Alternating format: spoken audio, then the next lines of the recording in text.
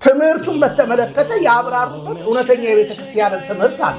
ዮናስ ነጠላ እንዲለብስ ያደረኩት እኔ ነኝ፣ እግዚአብሔር ፍቶኝ የምነገር ማለት ነው። ስለዚህ ከዚህ ባሰ ነገር እንጠብቃለን። አሁንም የእብሪት ንግግር የተናገሩት ለምሳሌ ትዝታውን ያስወጣው ከዚህ ቤተ ክርስቲያን እንግዲህ አንዱ አራጋቢ እሱ ነበር። ለምሳሌ በጋሻው በብሉታ የቅዱሳንን ስዕል መቅደል ጀግንነት የመሰለው ማለት ነው። ዘርፌ ስንት ባል ያገባቸው የእኛን የቤተ ክርስቲያን ሹመትና ማዕረግ ላይ ያሉ ይሄን ነገር በመናገራቸው እንዳልኩ ዮኒ ማኛ ኦርቶዶክስ ነው ብዬ ለደቂቃም አስቤ አላውቅም።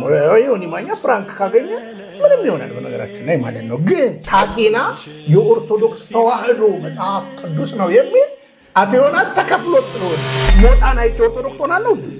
ዮናስን አይቼ ኦርቶዶክስ ሆናለሁ እንዴ? እንዴት ሆናለሁ?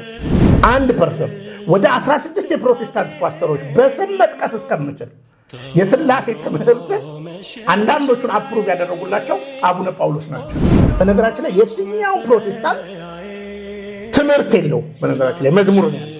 ለአያት አልፈልግም ዘመኗን ሙሉ ልታሰቃየኝ የሚል አንድ ያልተማረ